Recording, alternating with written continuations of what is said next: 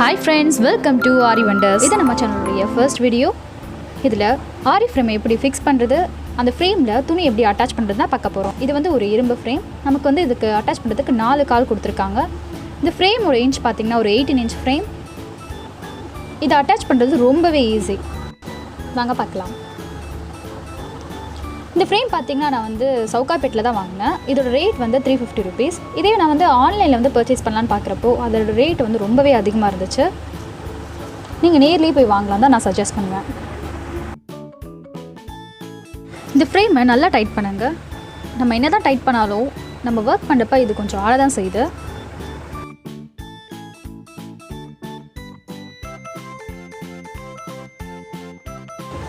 நம்ம ஃபிக்ஸ் பண்ணதுக்கப்புறமா அதோட ஃபைனல் லுக் இப்படி தான் இருக்குது.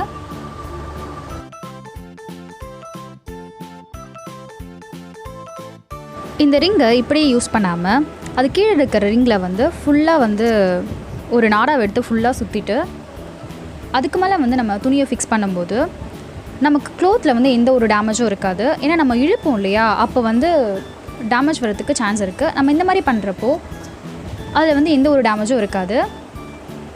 நான் பண்ணுறதை பாருங்கள், உங்களுக்கே வந்து நான் சொல்கிறத விட பார்த்தாலே ரொம்ப நல்லாவே புரியும்.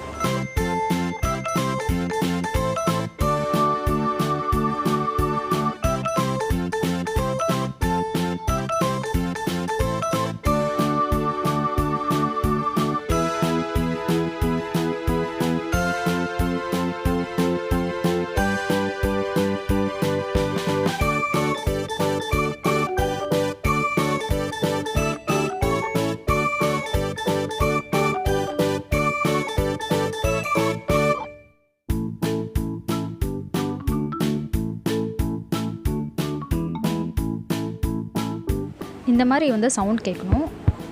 அப்போ தான் வந்து நம்ம ஸ்டிச் பண்ணுறதுக்கு கரெக்டாக இருக்கும்.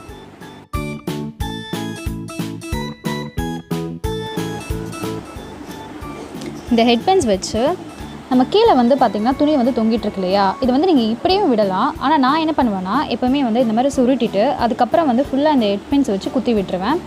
கீழே வந்து நம்ம ஸ்டிச் பண்ணும்போது நூல் சுற்றுவோம் இல்லையா, அப்போ வந்து கொஞ்சம் கஷ்டமாக இருக்கும். அதனால தான்.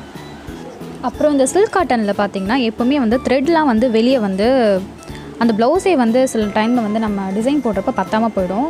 ஸோ இந்த மாதிரி ப்ராப்ளம் வராமல் இருக்கிறதுக்கும் இது வந்து ரொம்பவே ஹெல்ப்ஃபுல்லாக இருக்கும். ஃபுல்லாக வந்து நம்ம குத்திக்கலாம்.